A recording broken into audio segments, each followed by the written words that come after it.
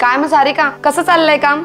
महिलांची तर रांगच लागत असेल ना तुझ्या घराबाहेर? कसलं काय ताई, खरं तर ग्राहकांची सेवा करायची खूप इच्छा आहे, पण महिलांचा अजूनही तितका विश्वास बसलेला नाही. तू महिलांच्या बैठका घ्यायला सुरुवात कर.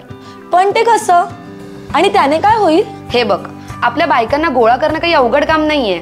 असंही घरातली सगळी कामं झाल्यावर बऱ्याच बायका दुपारच्या वेळात मोकळ्या बसलेल्या असतात. तू ह्याच संधीचा फायदा घे आणि आसपासच्या ओळखीच्या बायकांना एकत्र कर. मग पुढे?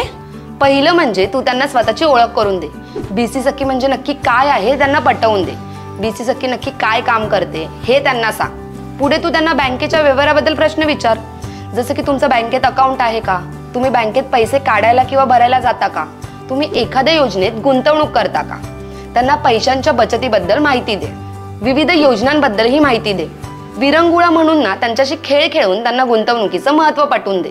तू त्यांना ठणकावून सांग, तांदळाच्या डब्यात नुसते पैसे ठेवून ते वाढत नाहीत, त्यासाठी बँकेच्या विविध योजनांमध्ये ते पैसे गुंतवावे लागतात.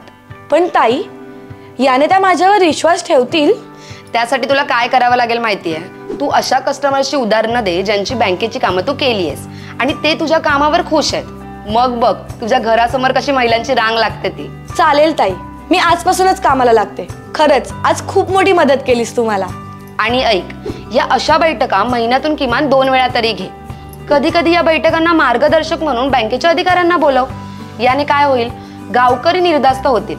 हा सगळा खेळ विश्वासाचा आहे जो तुला जिंकावाच लागेल. काय? हो ताई, मी तयार आहे.